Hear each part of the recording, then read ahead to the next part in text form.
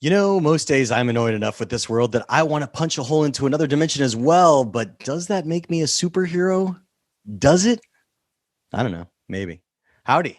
I'm Jeff Goldsmith, and this is the Q&A. My agenda is simple. Each week, I plan to bring you in-depth insights into the creative process of storytelling. You know, folks, today we have Adam Egypt Mortimer. He is the writer-director of Archenemy.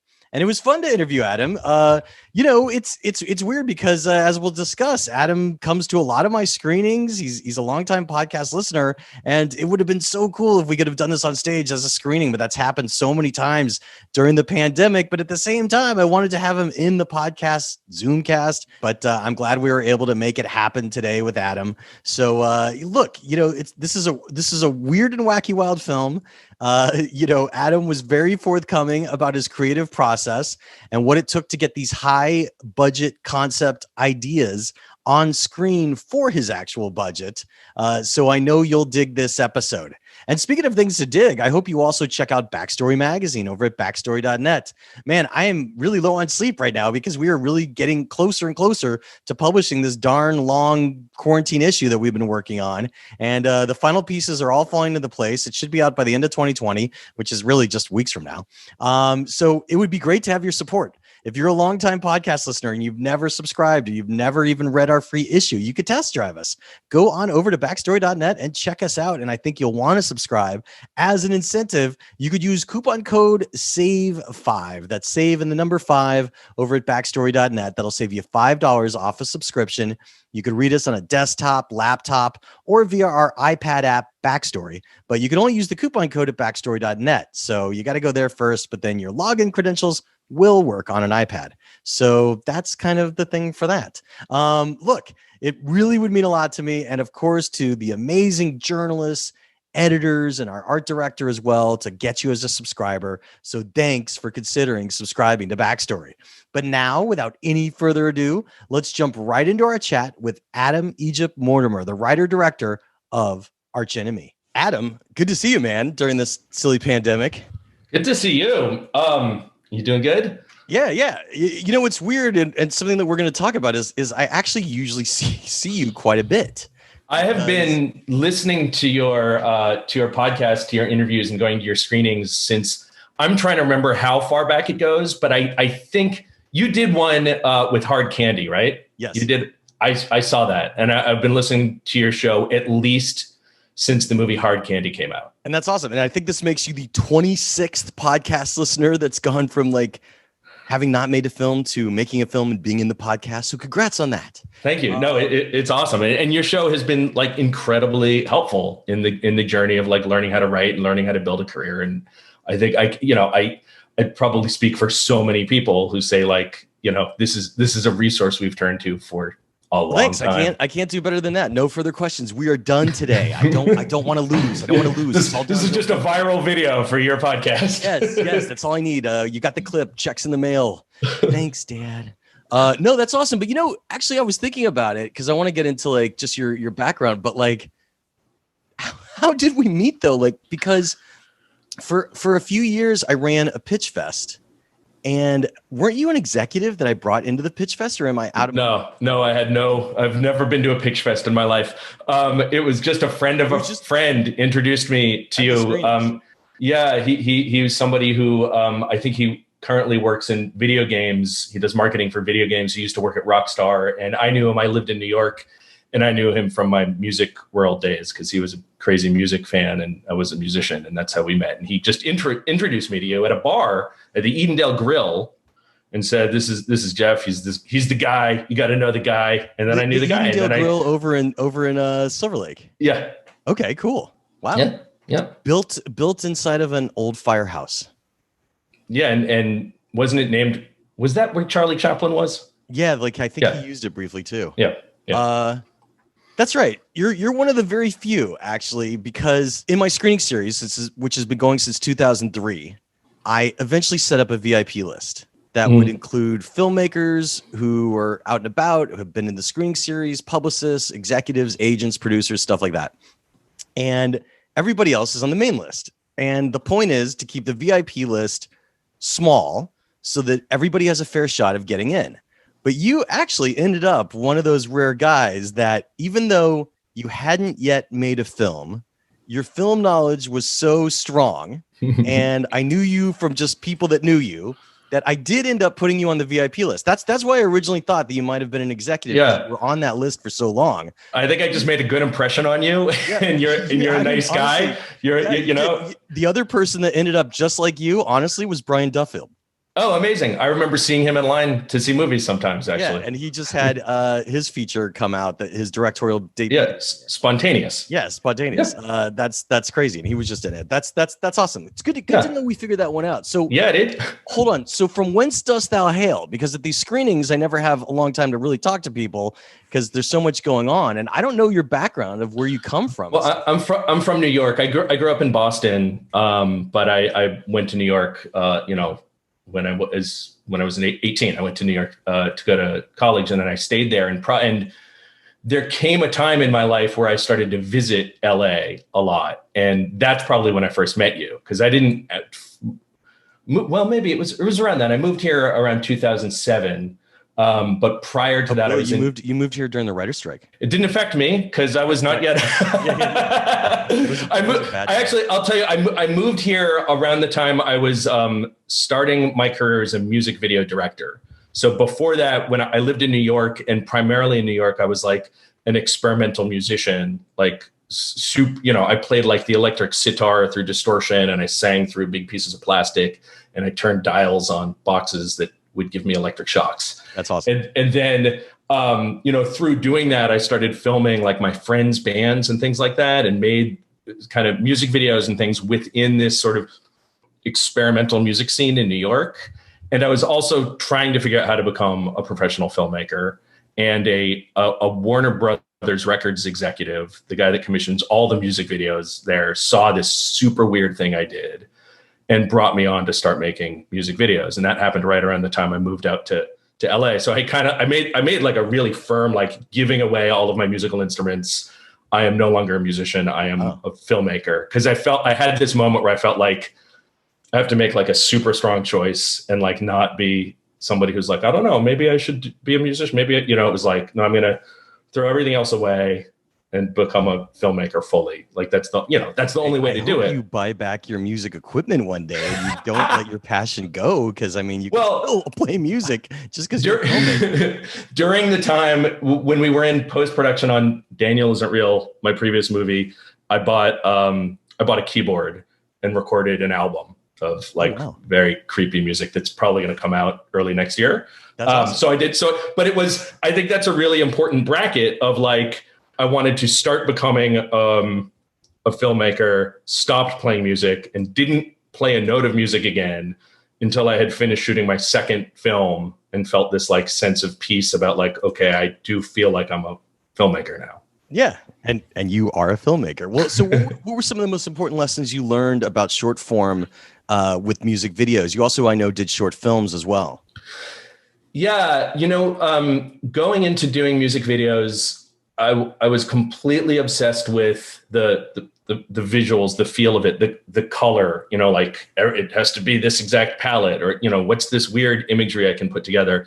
And then what I realized when I was about to make my first movie was that I didn't know anything about actor performances and how to work with them. And it was the thing I was the most anxious about. And so I very deliberately was like, I need to eject everything that I learned from doing music videos to focus on this completely different thing.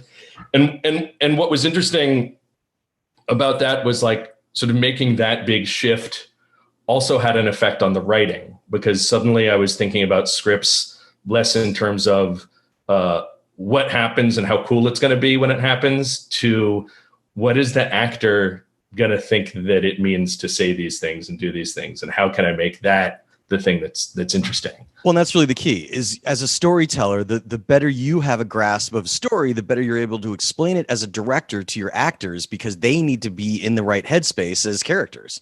And, that's why reading and having a literature background, of being able to read the classics. And I don't just mean the classics, like the Greek classics. You could call it whatever you want. Every genre has its classics, but having a sense of storytelling, I find, is really important, and it helps for performances. because then you could be able to give your actors references that they know from other works, be it literature or film or occasionally even music, probably in your case too. And it helps them get into the vibe in the moment, which is important for acting, especially in film when you're all about the moment because you're shooting short takes. Yeah. And, another funny thing when you say about read the classics is that when I was in college, I was very interested in, postmodern theory and cultural criticism. And, I took a class, was one of the most interesting things I did in college was I took a class taught by James Seamus, who was Ang Lee's, producer and writer. And he taught a class called B movies. And we learned the entire history of B movies from drive-ins and prior to drive-ins all the way to Hong Kong action movies. And so we would read Texas Chainsaw Massacre. We would watch Texas Chainsaw Massacre, and then we would read Adorno and Foucault and this kind of thing. And it was super interesting, but it actually fucked me up for years because that approach is so outside of the story, right? When you're doing a semiotic reading of something, you're never really thinking about here's how it makes me feel, or here's why this character went from this stage to that. You're looking at it in terms of the rise of fascism is related to the chainsaw, which is a symbol of anarchy, right? And that doesn't help you when you sit down to start writing a story. And I had to really unlearn. And to be clear, I didn't go to film school. This was a degree in English literature. And I had to really Where was it from, by the way? Was that Columbia? Columbia, yeah. And I had to unlearn all of that stuff. And I, not in the sense that I'm so sad that I had this amazing education, but in the sense that I had to really forget that stuff for a while. And only now does it become useful again. You know what I mean? But to go into, oh my God, it's none of this stuff about stories helps you create art, because art is about, okay, I feel this way about some horrible thing that happened to me. And how do I relate that to what people are doing and how it's going to feel? And so there's been, I think it's interesting now that I'm saying it out loud to you. There's a lot of things where it's I've done this thing really hardcore and then had to really backtrack and undo it and come around another side. And then, oh, now music helps me this way, or now postmodern theory helps me this way. But there was some real oh no, that's confusing me, Well, speaking of storytellers, I know that you had a collaboration with Grant Morrison. Tell us about that, because Grant Morrison is a legendary comic book artist and writer, and he's incredible. And I know that you guys hooked up. Yeah, he is my favorite writer, right? If I wrote a list of not even comic book writer, but my favorite writers of all time are James Joyce and Dennis Cooper and Grant Morrison. You know what I mean? He's just the greatest. And I read the book that he wrote. It was 1,000-page sprawling graphic novel called The Invisibles, and it just blew my mind. And I found a way to meet him. And this is going back a long time ago. I had sold a show to MTV Animation right after I had graduated from college. And it's something that never really went anywhere, but what it did let me do was get in touch with people who were writers I admire and say, I just sold this show and I'm probably going to be looking for writers. Can we talk about it? And that's how I met Grant to begin with.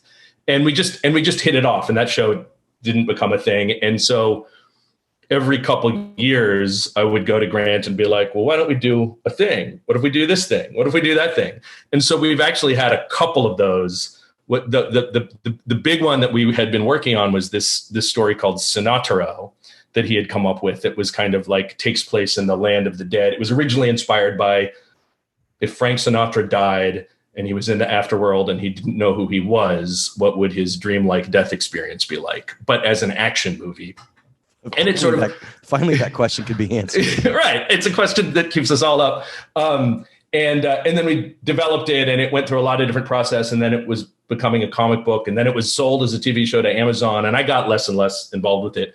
But we continue to want to work on something together, but I can't overemphasize how much of an influence he's been on me. And when I was writing Archenemy, which is a superhero story, clearly, Grant's shadow and sort of presence and ideas were a big part of inspirations for that.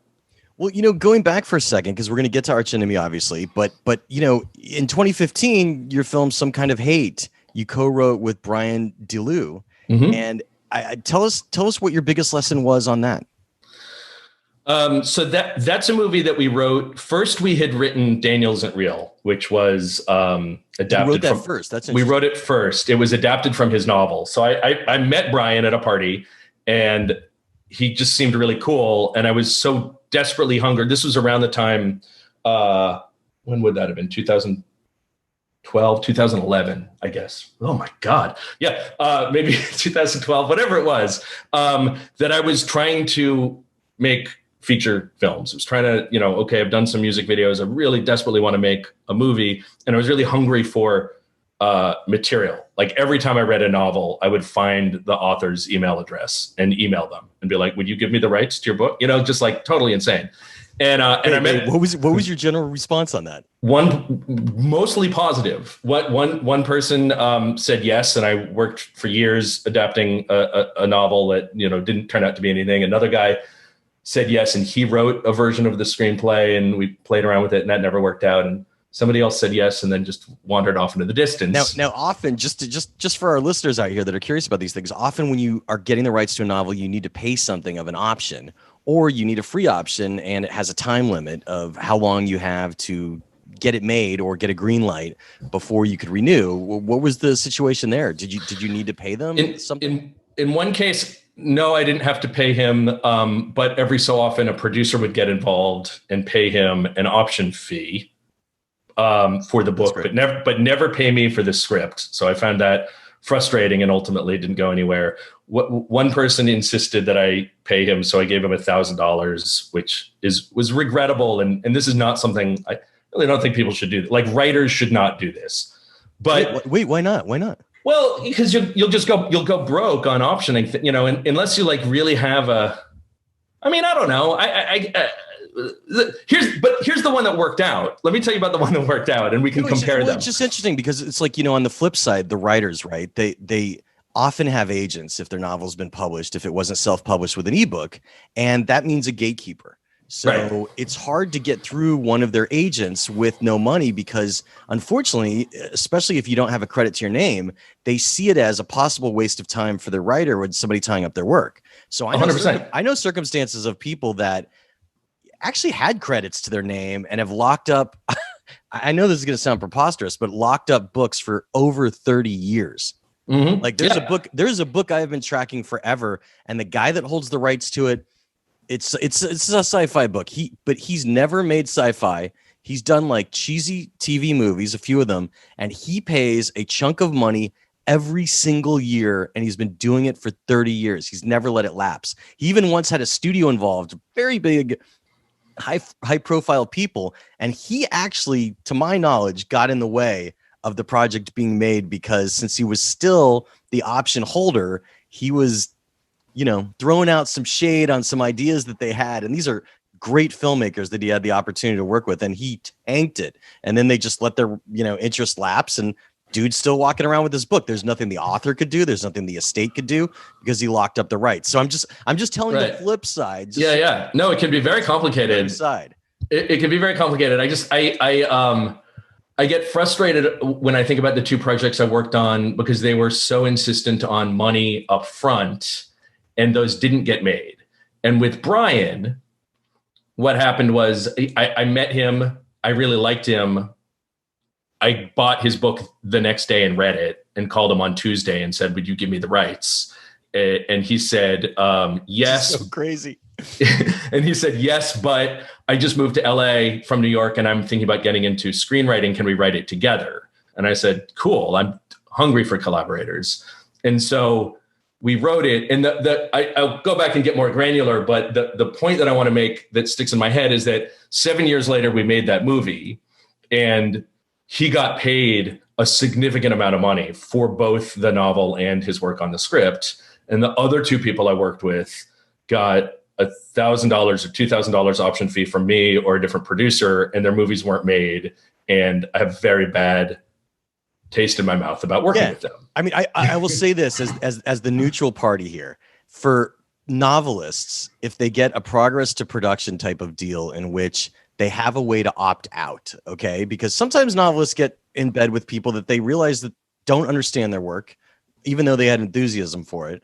And then they can't get out. Like this guy that's been optioning this thing for 30 years. There's nothing they could do to stop him because the end of the option says that the completion of this option period, producer has the first right of renewal. And as long as they pay their money by the certain date, there's nothing anybody could do to stop them. So I think the neutral middle ground is, not to bore our listeners to tears, but it is a thing that comes up often, is as long as everybody has an agreed to date where the author can opt out and get the rights to their work back rather than have it locked up, it means that they could take a risk on a filmmaker and have very little risk. And, the money thing, I agree with you. It's a coin flip. Sometimes you got to get through a gatekeeper, and gatekeepers want to see cash into the story because they see it as, why would we let a young kid sit on a project for a year that we could be selling otherwise? But I agree. Like, if you had a bad experience, that's definitely your truth. Well, yeah, I don't want to give bad advice to people who are either novelists or filmmakers.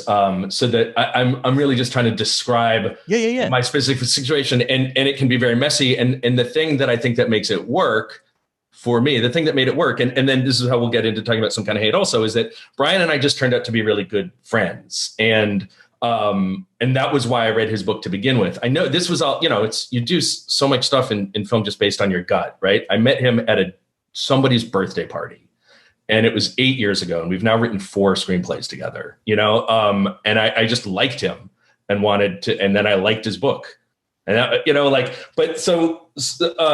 so I don't know. So I don't know how that's helpful to anybody else. What was your biggest lesson on the movie? Because I want to get to. Yeah, sure. I was learning. So we wrote Daniel Isn't Real, and I was like, this is not something I'm going to be able to get made as a first-time director. So let's write another movie now, Brian. Now that I've roped you into this, let's write a second movie. And so then we wrote Some Kind of Hate, which was meant to be extremely low budget so that we could show that we could make movies, that I could direct films. And even that wound up taking a long time, but I was learning how to make a movie when I made Some Kind of Hate. And the lesson, such as it is that once I finally made Daniel Isn't Real, I was so happy that I hadn't made it when I first wanted to make it, when we first started writing it. Yeah, that's fascinating. And that we had an entire other movie, which felt like very high stakes for me, but looking back on it, it was low budget. It's, how badly can you fuck it up? And to what we learned about, story, don't have people just sit around talking about subtext, like how the story has to be moving forward in certain ways. And like, as a filmmaker, learning how to shoot it, learning how to develop a style for what I want to be saying visually. And so then having made that movie, it did exactly what it was supposed to do, which was play at festivals, and Spectre Vision saw it. And then I got to pitch them Daniel Isn't Real. And then we were off and running on the movie that we had wanted to be making. And that's Elijah Wood's company, for anybody that doesn't know. Yeah. And, just for a second on Daniel Isn't Real, it's based on on Brian's book, In This Way I Was Saved. And, I saw it at Beyond Fest, right? Because it was Daniel Isn't Real played at Beyond Fest, and with a packed house. And I gotta say, I was really blown away by it. I mean, it was a really, really Russian doll of a story in which things were inside of each other, and the mystery of what was real and what wasn't, and how the protagonist was interpreting this universe. It was excellently done. Thank you. Both on the page, but also visually. I was very, very impressed. Tell us I could do a whole episode on it. Maybe we will one day. But what was your budget and schedule on Daniel Isn't Real? The schedule was 25 days. I always forget because there was an entire day we lost because there was a thunderstorm and we just had to cut 3 pages out of the movie and never shoot them. And the budget was under $5 million, but not too much under. Okay. So it was in that area. Yeah, you got a lot on the screen. What was your biggest lesson on it? Like your it was I learned, I know it's a trial by so fire. Much in the world. I learned so much, man. How about this? I'll give you an easier one first. What was just because we never got to do a podcast on it, what was your toughest lesson on it? Sorry, your toughest scene.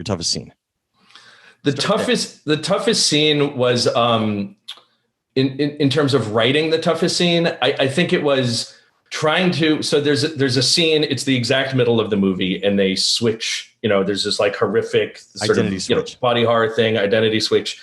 And what that scene represented was in all at once in like a 3-minute scene, exactly how we are visually depicting these changes of point of view in the movie. So it's a story about a kid who he can see a character, which means the audience can see this character all the time, but the audience has to also believe that nobody else can see him. And that was the most sort of like from a filmmaker point of view, because in the script, it was like we did the script and then here it is, in that scene, he's talking to a girl named Sophie and Daniel is right in his ear telling him other stuff. And he's like sort of responding to both of them. And on the page, it makes perfect sense. And it was based on a novel. So you see it in your head and you accept it. When it was about time to start shooting, I was like, what is this going to be like? We're going to just be seeing this one guy standing around and somehow the actress trying not to make eye contact with him and not feeling like she can see an actor in the room. And it was actually, so that was the scene that I did in auditions so that I could start to see what it would look like and hear what it would sound like to do what we had done on the page. And I guess track your eye lines as well, right? Well, it was so much of that. Yeah, we really like created all of these rules about like what lenses do we see Daniel from? Like how can we, tell the difference between who's. But I just mean the eye lines of where the actors are looking. Yeah, that too. All of that stuff was crucial. And rehearsing it and trying to rehearse it sometimes without the actor playing Daniel in the room so that everybody else could get used to feeling like what it would be like in an empty room. So that scene was tough for that sort of technical reason. Then also on top of it, it's this crazy sex scene and there's two people having sex and one guy screaming. So there's, it's really chaotic. And we're also trying to track this like sort of complex switching of point of views. But the thing that I learned was building a set of like a visual language, like a really clear guide of how we want to shoot the movie that's based on the concept of the movie is incredibly helpful. And then when things start to go wrong, you could fall back on it, or you could even break those rules, but understand that they're there. What was your visual guide? Did you have it mostly storyboarded? Was there a lot of that? We only were able to storyboard for the big sort of special effects scenes, but I had a document that I call the style guide, and it's like my process going forward. It was like a 20-page PDF with lots of like color reference images and things like that, and it sort of talks about here's what the themes of the movie are, here's how they translate into imagery, here's what the color palette is, here's what the production design would look like, here are the rules for shooting characters in certain ways. And then really importantly, and this connects to writing, is that it's divided into sections of style that are sort of like the big chunks of the way the movie should feel. So Daniel's a real, like it starts with like, as a kid, he's lonely, he's isolated. And then at another point, it's manic and crazy.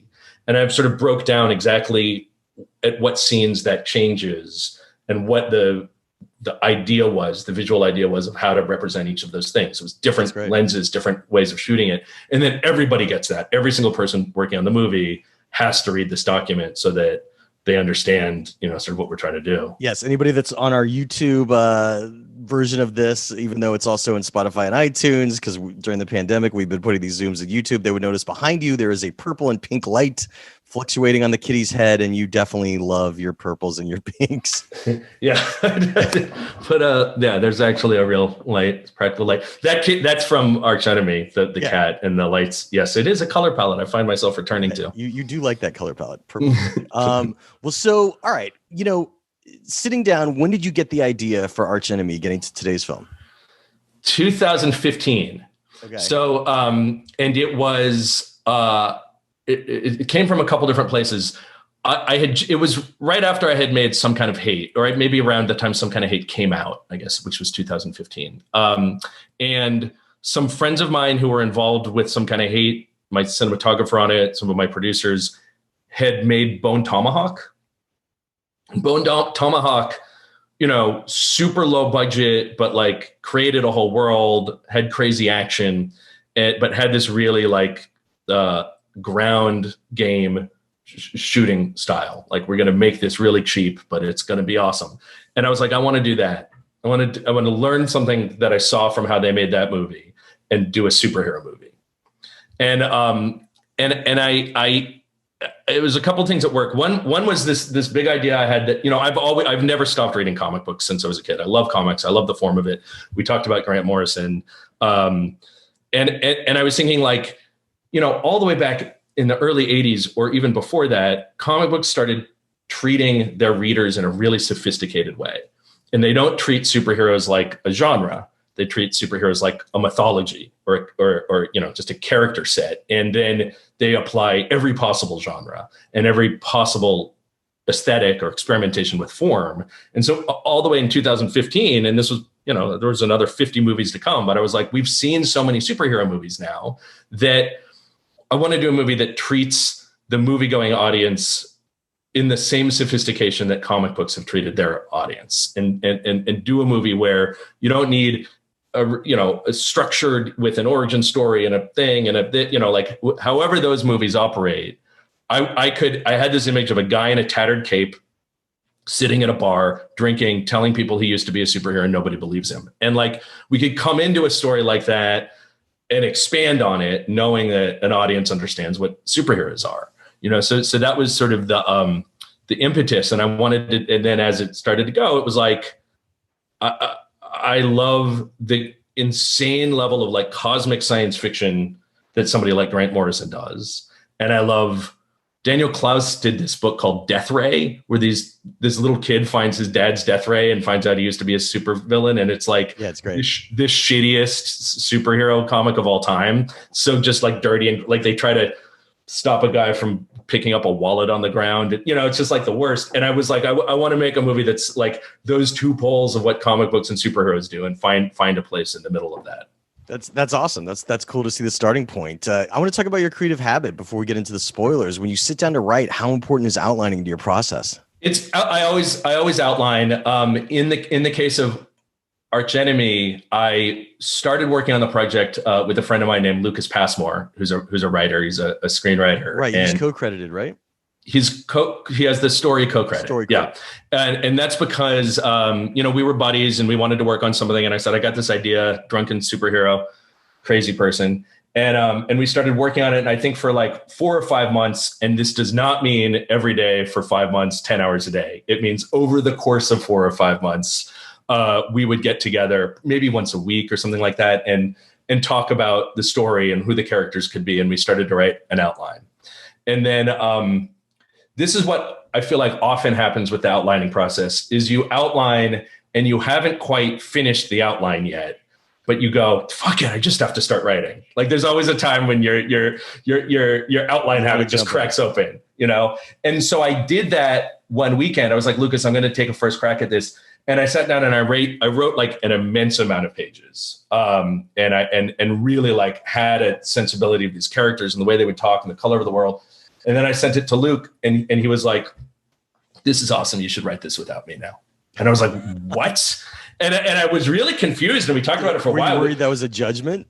I was. At first I was worried like, oh my God, did he just bail on me? Like this guy, like, and I consider him like a fairly successful screenwriter and he does all this cool stuff. And I was like, oh my God, am I being dropped by a writing partner? This is horrible. But we got to talking about it and he was really like, I think I want to see you write and directed a movie. Like I want to, you have a voice here and you should run with it. And it was actually, he was really trying to like encourage me to run with something because he was seeing it come together in a certain way. Or maybe he just wanted to go to Hawaii and hang out. I don't know, but whatever it was, and he's low. I was just texting him this morning about our project. So we're still very good friends. And I appreciate that he did that because it was more difficult, but then I really did sit down and write it. As far as a habit, it's hard. I feel like I'm, always juggling what I'm doing in my life. Like if I'm working on directing a movie, I'm not sitting down and writing five hours a day, right? And so I find it really difficult to have the kind of habits that a writer needs. But when I was writing Archenemy, I think for a good chunk of time, and you're always trying to find this thing of like, I would work and make money and then go broke writing for a month or two and then pick up another freelance. But I liked writing in coffee shops because I would just go crazy at home. I really like the thing of setting the timer. I'm going to work for 45 minutes and then it's going to beep and then I get a 15-minute break where I can waste. What kind of timer is it? Is it electronic, like controlling just the phone access? And stuff no, like that? God, I haven't used that yet. I'm too afraid of that. I just use a timer just on my phone, setting the phone timer so it chimes every 45 minutes. Yeah, I know people that have used stopwatches, and basically they stop the stopwatch anytime that they're not working, turn it on when they are working, and then they look at it at the end of the day to see how many hours they did. Interesting, yeah. And then there's people that use these blockers where they block their internet, or they block a series of sites that, like ranging from YouTube to Facebook and stuff like that, so that, if they need to Google something, they can, but otherwise they're limited onto, what other things. It's just a, hyper focus. But there's also programs that turn off your internet for 45 minutes. For me, I think it's less about forcing the lack of distraction and more about finding ways to overcome the anxiety of just sitting down and doing a thing. Like, and so knowing, if I wake up in the morning, I'm like, today I have to write, like, I won't do it. But if I'm like, right now, I will write for 45 minutes. Okay, I could do that. You know what I mean? And so I've founding, like, I use that same technique if I have to like sit down and do it, a script analysis or write, whatever I'm working on. Do you give yourself a certain amount of hours to do each day, or a certain amount of pages that you're trying to hit? No, I'm so bad being goal oriented. No, there's no one way to do. There's no one way to do it. I mean, there's no one way. At my best, at my most productive, it'll be, I'll make a schedule for the day, and it's like tomorrow I have to do these 3 other things, so I have this 4 hours to write, and I'll handwrite on a scrap paper like what my schedule is, and I'm going to do the 45-minute timer thing, and that's really when like stuff starts to cook and get done. And and that's good. And like that habit stuff is awesome. And also it's like, we're talking at a time now during the pandemic where just our lives are so scrambled. I used to have like a pretty rigorous, like I would go to the gym almost every day and do yoga or box. And then I would, and then 2 hours at the thing, and that's all so scrambled out the window now. But the other thing is, this is also why I like working with writing partners. So with the movies I've written with Brian, it's so much easier to not have that anxiety of like, oh no, I have to do it. Cause it's just like, oh shit, we both said we were going to meet at 10 and do it. So I guess here we are doing it. And there's a lot more focus for me. Well, sometimes in person, sometimes on the phone or whatever. On the phone. It's fun when we just wrote our 4th movie, and after we finished the outline and we were about to start writing it, Brian said, I forget how do we write again? What do we do? And it's like, we're inventing the habits and the process every time. And I was like, I think it's like we sit together and write the script, and then we might revise it back and forth. And he was like, okay, yeah, let's try that. It's like, dude, we've done this 4 times. We've been doing this for 8 years. That's funny. What do you do if you get writer's block? What's your way to get around it if you get it?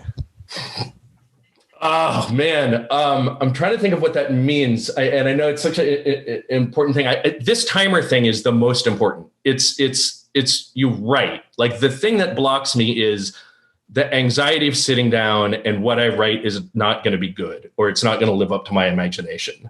But if I can simply force myself to write anything, then, maybe I'll write a different scene. Maybe I'll, do this. Like I find a flow of writing of just being like, fuck it, this is what the character is saying. And then that stuff turns out to be pretty good, and I revise it into the script. Okay. So the block is the block to like sitting down and doing it. Yeah. But it's not a block of I'm writing and, oh, they've gotten to the secret chamber, I have no idea what happens next. Like that, everything sort of feels like that. So that's not a block. The block is like entirely like the answer is like do more yoga, and then I'm unblocked. Okay. Like find a way to feel less.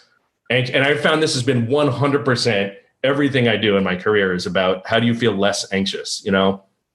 All of the preparation I do with actors, all the rehearsals I do, it's so I feel less stressed. So when I'm on set, I'm not like having a panic attack and don't know what to do. Like with writing, it's like I need to eat better and hit the punching bag much more, and then I'll feel chill and I can write. It's like it's like this physical thing is the block.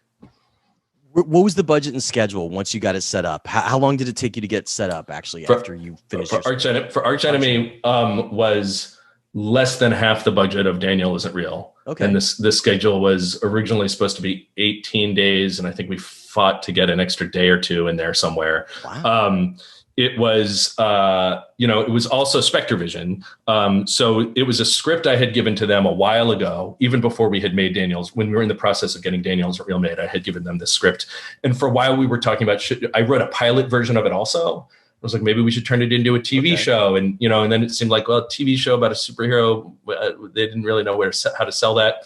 And an opportunity came up, like, this kind of thing happens. Sometimes it takes you 7 years to get your movie made. And sometimes the producer says, we just got the opportunity to finance a movie and we need to start pretty soon. And we've always liked Archenemy. Can we shoot this right away?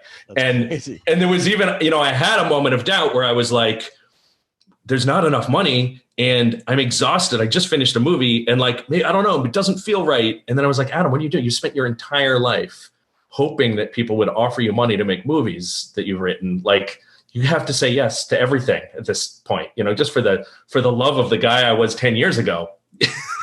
So we jumped right into it. It was literally, I was at the Alamo Draft House doing a Q&A for the opening of Daniels at Real on a Sunday night. And the next morning at 5 a.m., I got up and started shooting Archenemy. So it couldn't have been more back to back. Rewrite on it? Since it had been sitting around constantly rewriting it. From the year 2015 to when we got into pre-production, there was constantly rethinking certain things. There was a lot of structural changes. Put it this way, no, put it back there.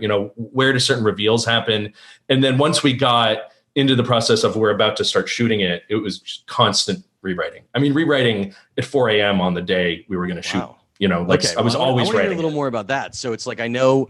This is the time, podcast listeners, where you should go watch Archenemy, because we're going to get into the spoiler alerts here. This is our spoiler alert. We're going to get into the spoilers. And so go watch Archenemy, come back, press pause, come back, finish the rest of the interview, because we're getting deep into the important story points of the movie right now. So let's jump into it. Your idea was, a disheveled, vagrant of sorts who claims to have superhero powers. And you show us from the beginning and the outset that, he's having visions of another world for sure. And whether or not those visions are real is a mystery that you pull for a little while, kind of like, in the vein of Unbreakable. You could cite like a filmic reference there to an extent, although you're very different. I was thinking of the Fisher King. When Lucas and I first started talking about it, we talked about the Fisher King. Fisher King next, especially because of the vagrancy, because he has a home in Unbreakable. And so what's interesting is that that's part of your mystery, but you kind of you dip your hand towards him actually really being the guy that we're talking about very early on. It didn't seem like that was something that you wanted to keep as your mystery, and your mystery in sense seems to be the relationship with Cleo. And what his archenemy is really up to, and whether or not Earth's in danger. So tell us about constructing that story point and what you wanted your film to be about. Now that we're in the spoiler section. Yeah, it's a really great question, and so the opening scene where you're hearing his narration and he's falling out of a building and he's fighting Cleo. That was always the opening scene. Every so often I would move it, take it out, but it always felt like it had to be the opening scene. But it also posed the problem of this is the first thing you see, you're never going to not believe he's a superhero. And that's where sort of the ideas of trying to make that stuff more abstract, and then animation and things like that. And I did like the idea that I felt like it would be unsuccessful the way that I was interested in this movie, which I wanted to be so based on the character and the world of it. It would be unsuccessful to really hinge it on a kind of usual suspects. Oh my God, it was true all along, or it wasn't true. If it wasn't true all along, it's just disappointing. And that's something that we learned on Daniel Isn't Real. Our first draft of Daniel Isn't Real, spoilers on this movie, is that it turned out Luke was just crazy. And then he jumps off a building and dies. And we were like, this sucks. This is like the most depressing thing. So then it was like, no, is that the way the book ends?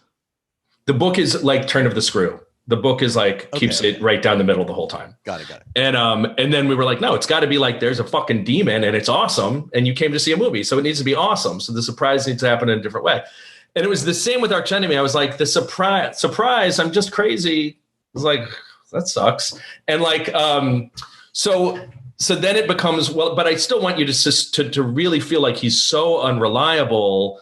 Is he lying? If he is lying, what is he lying about? And it became like less of a snap of a twist, and more like, kind of the cascading emotions of getting to know him and getting to reveal more and more things. And so I think that, there's a sort of reveal of sorts when you have this sense that he's bloodthirsty. And that's when Hamster and Indigo are like, we can't hang out with you anymore.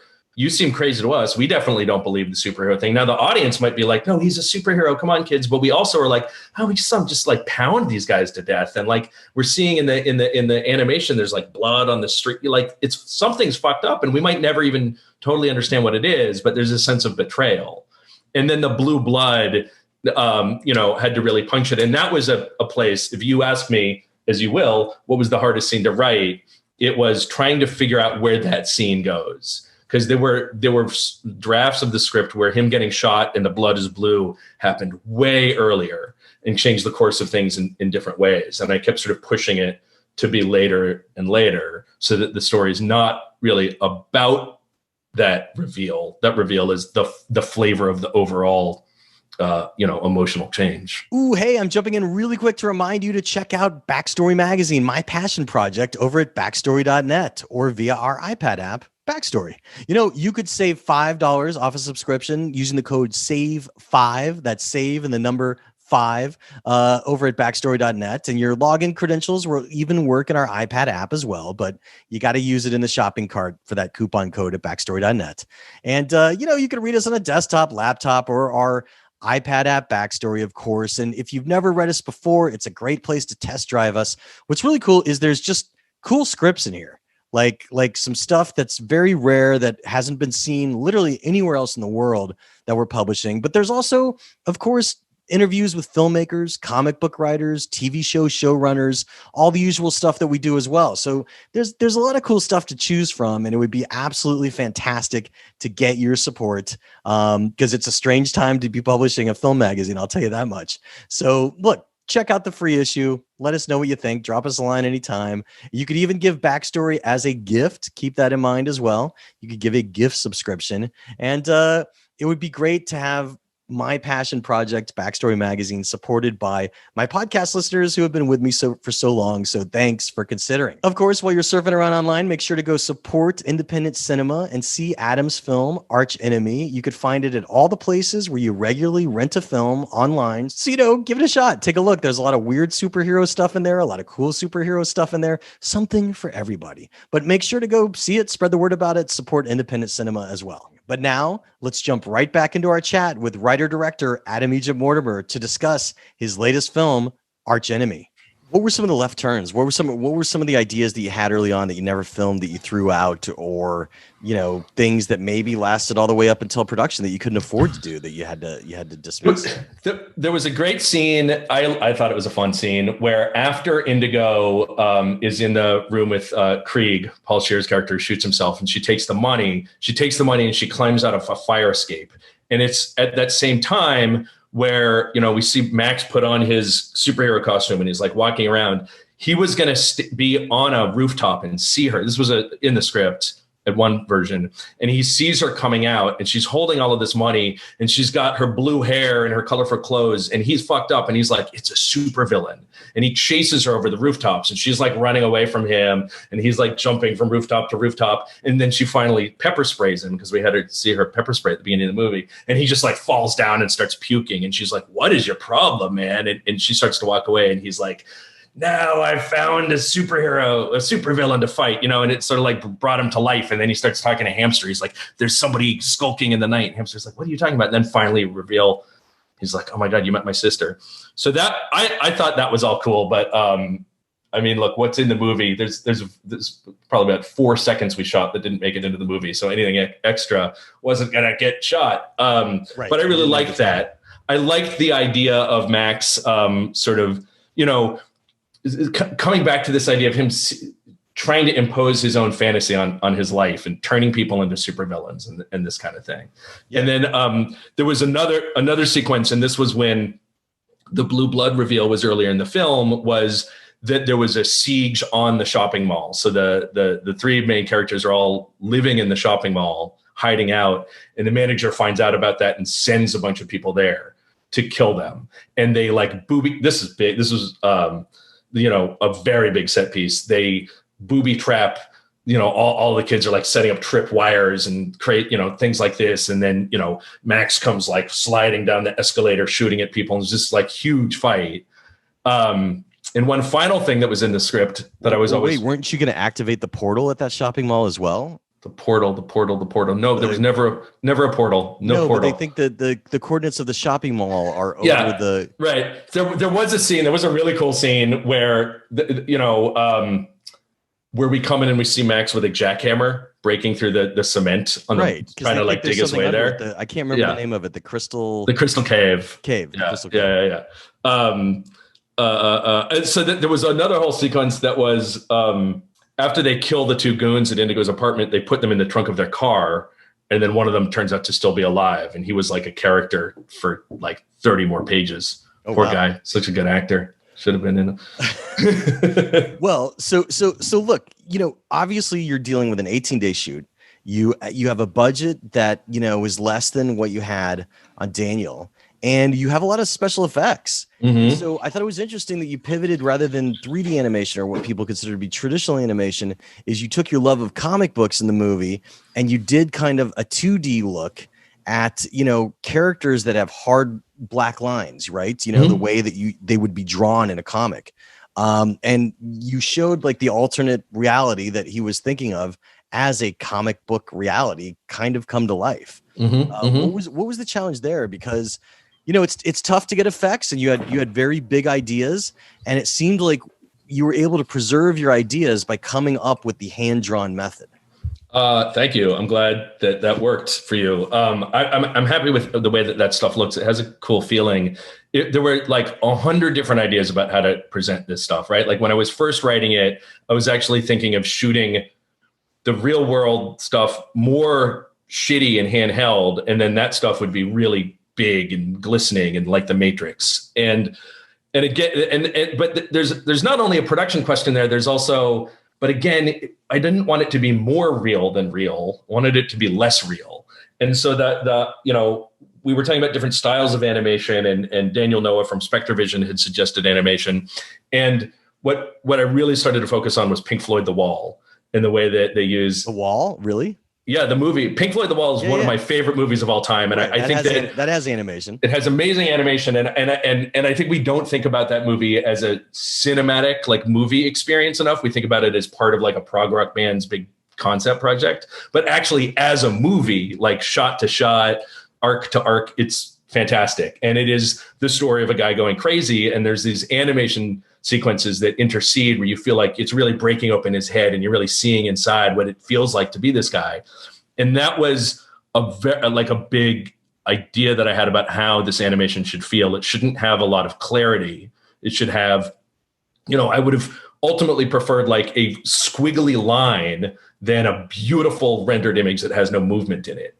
And so I was also looking at what Bill Sienkiewicz did on Elektra Assassin, and the other graphic novel he did with Frank Miller called Daredevil, Love and War. Right. Which were, there's parts where it's showing Elektra's childhood and it's drawn with a crayon. And, and the Kingpin in the Daredevil book is like made out of cutouts of like circles and triangles. And it has such a like powerful, emotional, expressive quality. And what they are, like Daredevil's represented as just like a streak of red. And you're like, oh yeah, that's Daredevil. And so that was the stuff we were looking at when we were trying to figure out how to animate it. It came off with a unique look. So I think you got what you wanted, and it allowed you to have the symbology to keep coming back to the city, to the high tower, which you're kind of matching at the end of the high tower that they're breaking out the glass of as well. And I should say that stuff got rewritten entirely after we shot the movie. There was a completely it's modular, like it wouldn't affect your shoot. Why rewrote it? Why rewrite it? Just because you're editing the movie and you're thinking about what you're trying to say, and you're thinking about what you're actually capable of animating, and you're thinking about what your themes are. And like in the original script, it was a lot more. It was too real. It was too specific and linear. Like the opening scene was always the same, but then like there's the scene where Cleo's head shows up and she's crying, and the statue breaks into pieces. I wrote that after we started editing the movie, because I wanted to lean more into the kind of the emotional themes of it, instead of now we need a scene where he punches a robot or whatever it was. Yeah. look, it's fascinating, and I guess that leads us to our ending point, in which when he finally meets Cleo, there were a lot of different things you could do, but you chose very specifically to reveal that they were husband and wife, that this is a grudge that has existed between them. She's, built her evil empire on Earth, but just hurting him with a kid, I guess, like putting Hamster's life at stake was the way to hurt him, which is a classic trope in comic books. You can't hurt Superman, you could hurt those he loves. Yeah. Tell us about constructing that reveal for who Cleo would really be once we learn about him, and the fact that he's actually, kind of like a bloody mess back on his old world, being, as she accuses him, if we're to take her seriously, as being, far more dangerous maybe to society than he believes he is. Yeah. So there were a couple things that worked there. One was early on wanting to, wanting the reveal to be less about it's all true and more about it's true, but it's fucked up. And the unreliable narrator, technically the unreliable narrator. Yeah. And it's not that he was lying about there being this amazing utopian future where he had superpowers. It's that he's lying about being a hero, and I think I'd had the impulse at one point writing it of like, could we do it in a way where it's a complete switch and it's like he was the supervillain and Cleo was the superhero? I thought that would be interesting, but again, too sort of programmatic. I want this to be more like a wash than a snap. And then one of the things that also happened, and this goes back to something I was saying really early on about thinking about the actors and the performance, is that having finished the script at a certain point and having, maybe we're going to get to make this movie, going back and reading it was when I realized that it was about a traumatic breakup. And that wasn't the thing that I had set out to do, but that was the thing that revealed itself to me after working on this movie for years. And, starting to work with what do the scenes mean when I have to tell an actor. And I was like, this is real, because it could have been a couple different things. Even after I finish writing something and then I get to make the movie, I look at it like, who is this asshole that wrote it? Like, what is this guy trying to tell me? And that was when, more and more about, it's this secret story of Cleo and Max is what it's really about. And the tragedy of their relationship together. And like imagining the backstory of how and there had been scenes in the movie and pieces of dialogue that I had written where they really talk about, here's how we met. And then this is what happened. And then she thought it was amazing that I had powers and we were doing these things together, but then this and then that, like that was all at one point. I think Joe even recorded saying some of that stuff. But trying to once I had Amy Simons in the movie, and I was able to talk to her about, let's play this entirely as you're brilliant, but forget about the supervillain. It's about you did all this stuff and there's this fucking guy taking all the credit, stomping on heads, and he's betrayed you. So what does that feel like? And so in some ways it comes out of, I was probably doing some revision to those scenes even as we were rehearsing it and getting ready to shoot it so that it would ultimately really be about that, really have that family dynamic. And it was something that Daniel Noah, the producer, and I would talk about when we would look at the dialogue and be like, does this feel like something a husband and wife would say to each other? And to me, it always goes back to like everything I do is always like, how do you make scenes from a marriage, but with superheroes? It was like that kind of a feeling. Well, in this case, if you needed to punch through a wall like Marriage Story, he'd really be able to punch through. He wants to punch through space and time. Yes, exactly. Why does she have red blood and he has blue?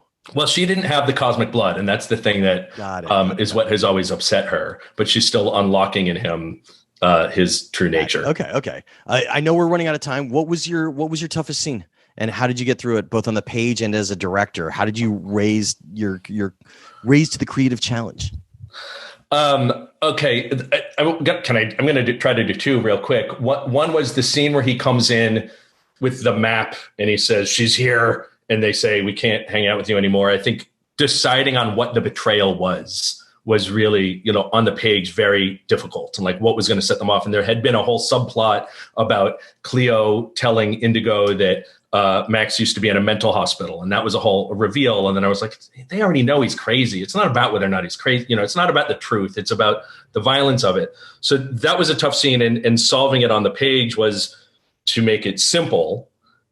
They just don't want to be around somebody so violent, and he's put them in danger. And solving it and shooting it was, well, we've got 45 minutes, Joe. Please be very good. And hey, Skylin, this is the scene, you know, and you can see Skylin just standing there looking at the dead bodies and doing beautiful work.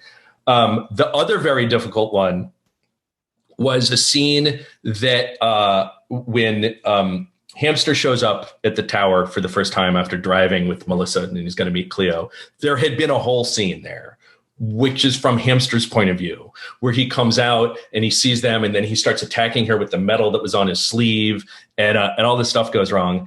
And we couldn't shoot that scene for a number of different reasons. So technical scheduling, the last minute, this was on the day of shooting, I wrote the scene of Glenn and Amy in the car together, talking about, you know, I got to pitch you this, and it reflects what was at the beginning of the movie, and it ties things together so nicely. And I don't even want to tell you that I wrote this so late in the game, because I think it is one of my favorite scenes, and it ties the whole movie together so nicely. And it's like, literally wrote that right before we shot it, out of nothing. What gave you the instinct to write it? Did you feel that there was something that was missing that you needed to explain? Was it an exposition purpose? It wasn't about exposition. It was about, the only story purpose was we needed to get Hamster into her clutches. Okay. But I didn't have the actor that day.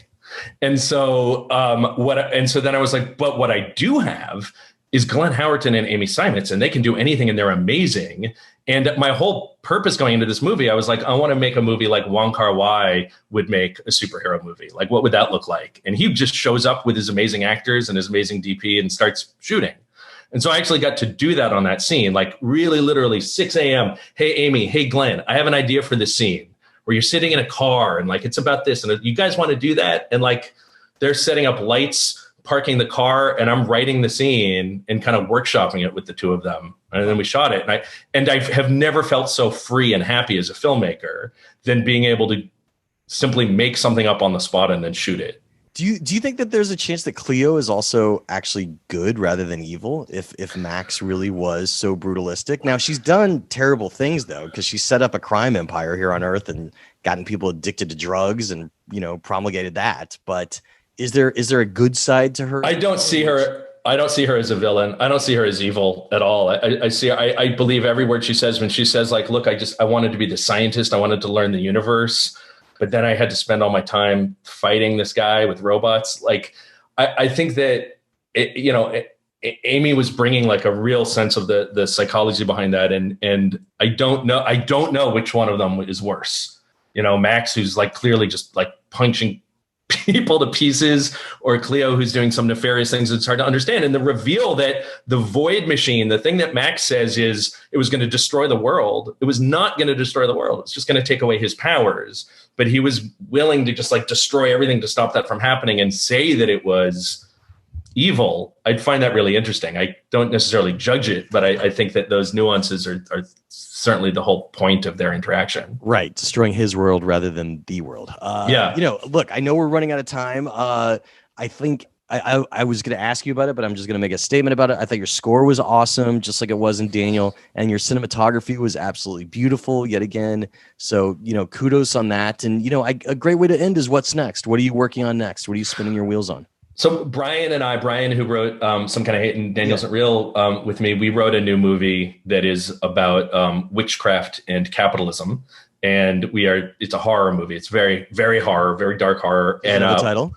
I don't want to say yet, because what if it changes? Okay. But we're hoping we have some offers to make that. And then the other thing that's been wonderful that I want to say is that having now started to create a body of work, I'm starting to be able to attract other writers and find scripts that are wonderful that there seems like some chance I would be able to make. And that is like scripts that you didn't write, more important. Scripts I didn't write. Yeah, scripts I didn't write. People sending me scripts that I love that are like, oh my God, this is great. Like, I would love to direct this. And that is a wonderful feeling. And and also being able to meet really good writers and say, hey, can we work on something together? I'm working on a project now with a novelist who's incredible. I'll tell you who it is. His name is Daniel Kraus, and he wrote Shape of Water with Guillermo del Toro. Yeah. And he has a novel that I love. I can't talk about what it is, but we're working together on potentially doing something with it. Did you pull your usual routine of just call him up and say, hey, can I have the rights to this novel? No, that's what I mean. That's the whole thing. Oscar-winning movie, because I know there's no way you can get away with Exactly. I was like, no, that's what I mean. That's the wonderful thing, is that his book agent sent me the book. Time you had to pay. They were like, you guys would be great collaborators. Can we put you together on this? And that's what I mean. Like, that's the one of the greatest joys of where I have crawled myself to in my career is when wonderful, talented people want to work with me. I mean, this is how I got Joe Manganiello and Glenn Howerton and people to be on my third movie, is because they liked my second movie. And it's just like, I love collaboration. I'm desperate to work with brilliant, genius writers. So like, the fact that those opportunities start to happen is like the most exciting thing. Awesome. Well, you've been very generous with your time. I apologize for going over by a minute or two, and I can't wait to see what you do next. And I can't wait to see you in a damn theater again so we can have a chat in the lobby. So man, Adam, congrats on your film, and thanks for your time. Dude, thank you so much. This is a dream come true to be on your show. I'm not even kidding. So thank you for having me. Awesome, man. Well, hopefully we'll have you back too. Take it easy. Right on. All right, bye. And that's how the Q&A went down. Special thanks again to writer-director Adam Egypt Mortimer for coming down to chat about his latest film, Archenemy. And of course, while you're surfing around online, make sure to go watch Archenemy, because it's an indie film. You could find it anywhere where you're used to renting movies. And I hope you give it a shot, because there's a lot of really wild ideas on the screen, and Adam did a good job as well. So thanks for checking that out. And while you're surfing around online, there might be one more stop you could make, and that would be over at backstory.net to check out Backstory Magazine. You could also read us on a desktop, laptop, or via our iPad app, Backstory. While you're there, you could save $5 off a subscription using the code SAVE5. That's SAVE and the number 5. You could use that at backstory.net, but your credentials will work on a desktop or laptop or our iPad app. But you have to go to the website to use the discount code. Look, if you've never read us, this is a great time to read our free issue. It really shows who we are. Being a subscriber gives you access to our archive, which now goes back to issue 30. We're just getting ready to release our new issue 42. It is packed full of tons of really cool stuff, some really rare scripts that you absolutely cannot read anywhere else in the world, along with interviews with those screenwriters. And of course, our usual interviews with filmmakers, showrunners, and comic book writers as well. So there's going to be a lot of great stuff in issue 42. And, we'll be advertising it on our site and telling you what's in it right as we publish. We're going to be publishing it right before the end of 2020. So you still have time. And, it would be great to get your support, my podcast listeners, for this, my passion project. It would mean a lot to me and our journalists and our editors, and of course, our very talented art director as well. So thanks for considering subscribing to Backstory Magazine. The Q&A with Jeff Goldsmith is a copyright of Unlikely Films Incorporated in 2020. All rights reserved. If you want to find me online, you could find me on Twitter as Yo Goldsmith or as Backstory_mag. I have a Facebook fan page. I don't check it all that much, but I'm supposedly there as well. Obviously, I'm also on Instagram, also as Yo Goldsmith and Backstory_mag, those two different accounts on Instagram. And I am looking to use Instagram a little more, because I think there's a lot of great art in our magazine that we're going to be tweeting out, kind of to tease people when we're getting ready to release that new issue, which is going to be fun. So you could always reach out to me there. I'm Jeff Goldsmith, the publisher of Backstory and the host of the Q&A, thanking you for tuning in and telling you to stay out of trouble. Till next week.